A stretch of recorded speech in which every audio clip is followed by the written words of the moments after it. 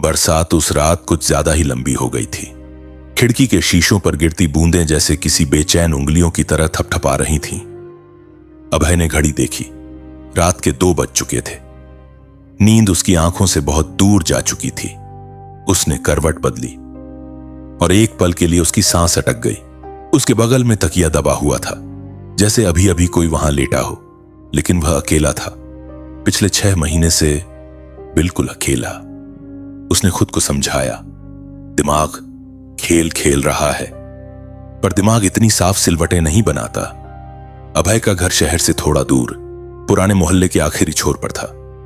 चारों तरफ खाली प्लॉट, एक सूखा पेड़ और सामने टूटी स्ट्रीट लाइट। 6 महीने पहले तक यह घर हंसी से भरा रहता था। रिया, उसकी पत्नी, 8 महीने की गर्भवती थी। घर में छोटे छोटे मोजे रखे थे। लकड़ी का पालना बन चुका था। दीवार पर हल्के नीले रंग का पेंट। सब कुछ तैयार था, बस एक चीज नहीं आई, वो रात। एक तेज चीख, सीढ़ियों से फिसलना, खून और अस्पताल का सफेद कमरा। डॉक्टर की आवाज आज भी उसके कानों में गूंजती थी। हम मां और बच्चे दोनों को नहीं बचा सके। उस दिन के बाद घर में सन्नाटा बस गया। रिया की अलमारी अब भी बंद थी। उसके कपड़ों से अब भी हल्की सी चंदन और जैस्मिन की खुशबू आती थी। अभय ने खुद को काम में डुबो दिया था, लेकिन रात हमेशा जीत जाती थी। उस रात भी वह हार रहा था। बाहर बिजली कड़की और उसी पल उसे लगा जैसे सीढ़ियों पर किसी ने कदम रखा। धीरे, संभल कर, भारी कदम। अभय जम गया। उसने कानों को जोड़ दिया। फिर दूसरा कदम। सीढ़ियां लकड़ी की थीं। उनकी चरमराहट वह पहचानता था। वो आवाजें ऊपर आ रही थी, उसके कमरे की तरफ। कोई नहीं है, उसने खुद से कहा, लेकिन उसकी हथेलियां ठंडी पड़ चुकी थीं। दरवाजे के बाहर एक साया रुका, फिर बिल्कुल सन्नाटा। अभय की सांस इतनी तेज चल रही थी कि उसे लगा सामने वाला सुन लेगा। कुछ सेकंड, कुछ मिनट, या शायद पूरी रात। जब उसने हिम्मत कर दरवाजा खोला, बाहर कुछ नहीं था, लेकिन सीढ़ियों पर गीले पैरों के निशान थे, और वो निशान ऊपर की तरफ आए थे, नीचे से नहीं। अगले दिन उसने खुद को समझाया, शायद बारिश का पानी होगा, लेकिन अंदर कहीं कुछ टूट रहा था। दोपहर में जब वह ऑफिस से लौटा तो घर असामान्य रूप से ठंडा था। ऐसी बंद था, खिड़कियां बंद थीं, फिर भी हवा बर्फ जैसी थी। उसने किचन में पानी लेने के लिए कदम बढ़ाया और वहीं रुक गया। डाइनिंग टेबल पर रखा गिलास आधा भरा हुआ था। अभय सुबह जल्दी में निकल गया था। उसने कोई गिलास नहीं भरा था। उसने कांपते हाथ से गिलास उठाया। पानी ठंडा था, जैसे अभी अभी किसी ने रखा हो। उस रात उसे सपना आया। रिया खड़ी थी, वही सफेद सूट, वही लंबी छोटी, लेकिन उसका चेहरा धुंधला था। उसका पेट अब भी उभरा हुआ था, 8 महीने जैसा। तुमने मुझे धक्का दिया था, रिया की आवाज आई। अभय चीखते हुए उठा। नहीं, मैंने नहीं, वो हादसा था। उसका दिल जोर से धड़क रहा था, लेकिन अंदर कहीं वह जानता था उस दिन झगड़ा हुआ था, बहुत बड़ा।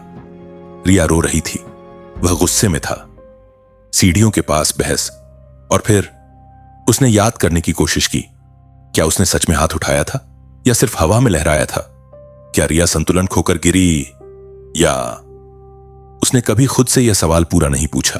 उस दिन के बाद से वह सच से भागता रहा, लेकिन अब जैसे कोई उसे मजबूर कर रहा था।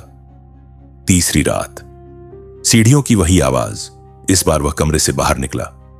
लाइट बंद थी, नीचे से हल्की सी रोशनी आ रही थी, और सीढ़ियों के बीचों बीच रिया खड़ी थी। उसका चेहरा अब साफ था, पीला, आंखें गहरी और काली। उसका पेट पहले से और बड़ा। अभय की टांगें कांप गईं। तुम, उसकी आवाज सूख गई। रिया ने धीरे से पेट पर हाथ फेरा। हम दोनों लौट आए हैं। अभय पीछे हट गया। नहीं, तुम मर चुकी हो। रिया मुस्कुराई। वो मुस्कान इंसानी नहीं थी। सीढ़ियों पर खून की पतली रेखा बहने लगी। अभय चीखा। लाइट जल गई, सब गायब, लेकिन उसकी हथेली पर नाखून का ताजा निशान था। अभय अब टूट चुका था। उसने पुराने अस्पताल की फाइलें निकाली। रिया की मेडिकल रिपोर्ट, पोस्टमार्टम रिपोर्ट। उसमें लिखा था, गिरने से पहले शरीर पर बाहरी दबाव के हल्के निशान। उसने कभी इस लाइन को पढ़ा नहीं था, या पढ़कर अनदेखा कर दिया था। उस रात की याद धीरे धीरे खुलने लगी। रिया रो रही थी। वह बच्चे को लेकर भावुक थी। अभय पर कर्ज था, वह बच्चा नहीं चाहता था। यह सही समय नहीं है, वह चिल्लाया था। रिया ने कहा था, यह सिर्फ तुम्हारा फैसला नहीं है। गुस्से में उसने उसका हाथ पकड़ा। जोर से रिया छूटी। पीछे हटते हुए उसका पैर सीढ़ी से फिसला। उसने पकड़ने की कोशिश की, लेकिन देर हो चुकी थी। क्या वह उसे बचा सकता था, या उस एक सेकंड में उसने जानबूझकर हाथ ढीला छोड़ा? यही सवाल उसे खा रहा था, और तभी कमरे का तापमान अचानक गिरा। दरवाजा खुद ब खुद बंद हो गया। आईना चटक गया और उसके पीछे रिया खड़ी थी। इस बार उसका चेहरा शांत था, लेकिन आंखों में आरोप। तुमने हमें नहीं चाहा। अभय रो पड़ा। मैं डर गया था, मैं तैयार नहीं था। रिया आगे बढ़ी। उसका पेट फूला हुआ अजीब तरह से हिल रहा था, जैसे अंदर कुछ जिंदा हो। डर हत्या का कारण नहीं बनता। अभय जमीन पर गिर गया। मैंने नहीं मारा, मैंने नहीं। रिया ने उसका चेहरा पकड़ लिया। उसकी उंगलियां बर्फ जैसी थीं। सच स्वीकार कर लो। कमरे में बच्चे के रोने की आवाज गूंजने लगी, तीखी, अस्वाभाविक। अभय ने कान बंद कर लिए। हां, वह चीखा, मैंने धक्का दिया था, मैं गुस्से में था, मैं नहीं चाहता था बच्चा। अचानक सब शांत हो गया। रिया का चेहरा नरम पड़ा। सच आत्मा को बांधता नहीं, मुक्त करता है। उसका शरीर धीरे धीरे धुंधला होने लगा, लेकिन जाने से पहले उसने पेट पर हाथ फेरा और फुसफुसाई, लेकिन वो अभी भी यहां है। अगली सुबह घर असामान्य रूप से सामान्य था। कोई आवाज नहीं, कोई ठंड नहीं। अभय ने सोचा सब खत्म हो गया। उसने सीढ़ियों को देखा, खून का कोई निशान नहीं, लेकिन जैसे ही वह मुड़ा, दीवार पर हल्की खरोंच दिखी, छोटी छोटी उंगलियों जैसी। उस रात उसे फिर आवाज आई, इस बार सीढ़ियों से नहीं, पालने से। वही लकड़ी का पालना जो उसने कभी हटाया नहीं था, वह धीरे धीरे हिल रहा था। अभय का दिल जम गया। वह पास गया। अंदर कुछ नहीं था, लेकिन जैसे ही उसने हाथ डाला, किसी ने उसकी उंगली पकड़ ली। छोटी, ठंडी, अदृश्य पकड़। अभय चीखा, लेकिन इस बार कोई रिया नहीं थी, कोई आकृति नहीं, सिर्फ बच्चे की हल्की हंसी। वो हंसी जो मासूम नहीं थी। अभय समझ गया, रिया शायद चली गई थी, लेकिन अपराध बोध, उसका अंश, उसकी अधूरी मां बनने की चाह उस घर में रह गई थी। दिन गुजरते गए। अब सीढ़ियों पर कदम नहीं सुनाई देते थे, पर हर रात पालना हिलता, धीरे, लगातार, और कभी कभी घर में छोटे पैरों की दौड़ती आवाज।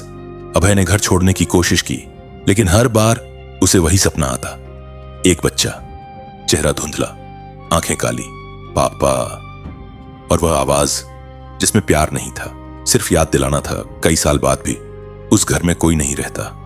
लोग कहते हैं रात में खिड़की से एक औरत दिखती है, गर्भवती, और उसके पीछे एक छोटा साया जो सीढ़ियों के ऊपर खड़ा रहता है, जैसे किसी के गिरने का इंतजार कर रहा हो। और अगर तुम उस घर के पास से गुजरो तो ध्यान से सुनना, शायद तुम्हें भी सुनाई दे लकड़ी के पालने की हल्की चरमराहट, क्योंकि कुछ जन्म मौत के बाद भी पूरे नहीं होते।